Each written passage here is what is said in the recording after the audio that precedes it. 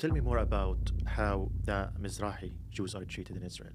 And I'm asking this because my father used to work in Israel for 20 years as a laborer.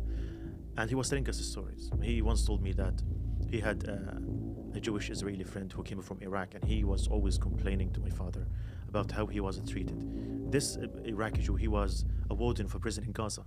He told my father that he has always served in Gaza. He was brutalizing the Palestinians to appease his Israeli officers, but he was always treated like a second-class citizen. Was that true in Israel? In 1950, Israel absorbed a large number of immigrants, some from Eastern Europe, but a large number of immigrants from Iraq and other Arab countries. When they arrived in Israel, at the airport, they were sprayed with DDT. They were sprayed with DDT as you spray animals. Wow. So this was the first encounter with the promised land, which was very humiliating and upsetting. And then they were taken to transit camps, Ma'abarot, the plural for Ma'abara. And conditions in the transit camps were very, very poor.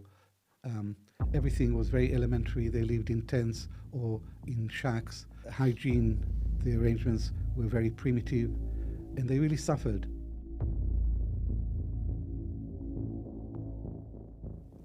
And the Zionist narrative says that the Jews in the Arab countries, in Iraq in particular, were in danger of being overwhelmed by a second Holocaust.